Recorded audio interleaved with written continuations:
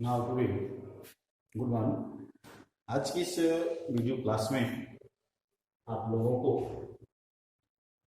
Lesson 8 है पौधों एवं जंतुओं में जन्म, reproduction in plant and animal के अंतर्गत जो हेडिंग है बीज तथा बीजों का अंकुरण, seed and germination of seed. Special class 9 के बच्चों के लिए है, क्लास 10 के बच्चों के लिए है, लेकिन 11th में भी है, 12 में भी है, लेकिन क्लास 10 के बच्चों में 11 के लिए ही है। तो सबसे पहले सीड, बीज क्या है? तो बीज जो है, बीज में भ्रूण प्रसूत अवस्था में होता है।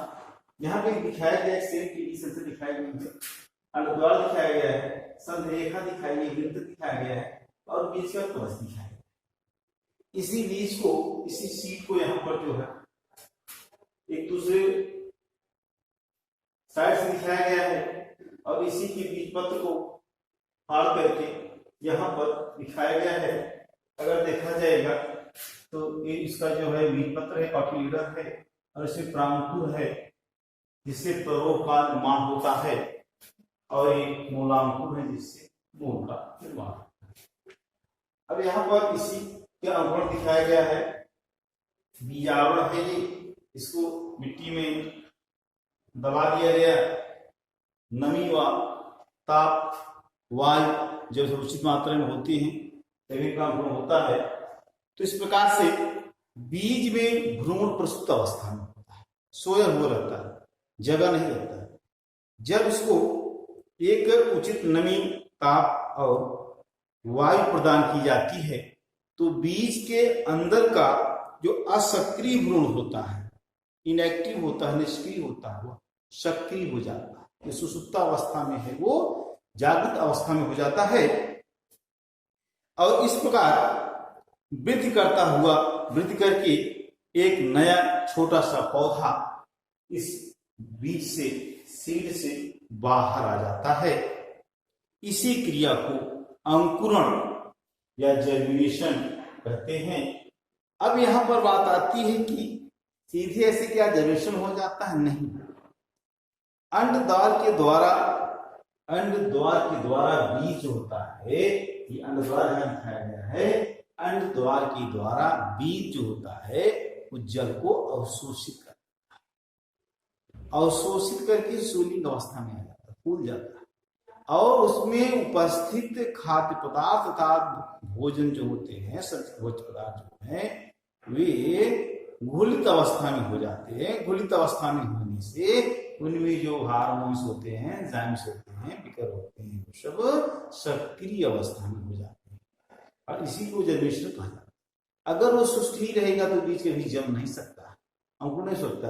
इस प्रकार जो ठोस पोषक था वो घुलित अवस्था में हो जाता है और इस प्रकार बीज चोल स्वेलिंग होने पर बीज चोल फट जाता है और बीज चोल जो फट जाता है तो उसमें भोज्य पदार्थ के रूप में बदल जाता है और वह वृद्धि करते हुए भ्रूण द्वार से, अर्थात वृद्धि करते हुए भ्रूण द्वारा उपभोग में ले लिया जाता, क्या लिया जाता है?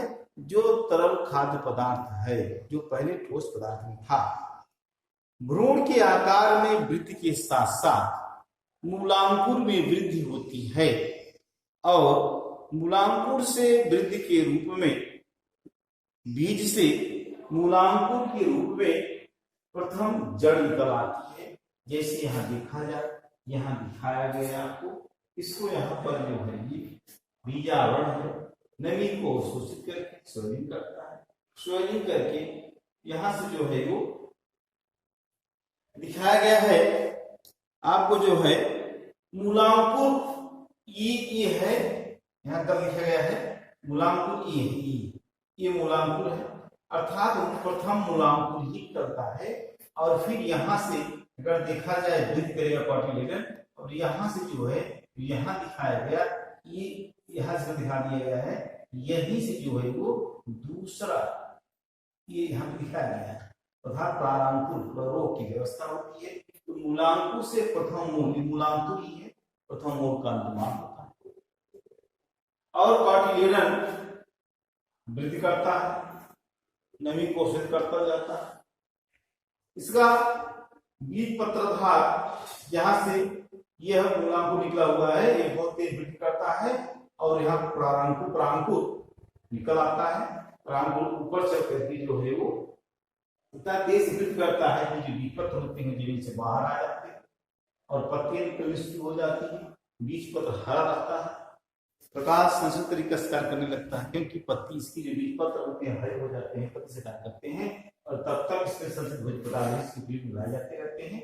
जब यह तक इसकी पत्तियां नहीं निकल आती है तब तक कार्य करता है, बाद में सूख गिर जाता है और यहाँ जड़ें गिरती हैं से वह अपना कार्य कर लेती है। इस प्रकार से जो है इसे ही अर्थात कहा जाए तो कि भ्रूण के आकार में वृद्धि के साथ मूलांकुर बीज से प्रथम जड़ के रूप में बाहर निकलता है और नीचे मिट्टी की ओर बढ़ना प्रारंभ कर देता है।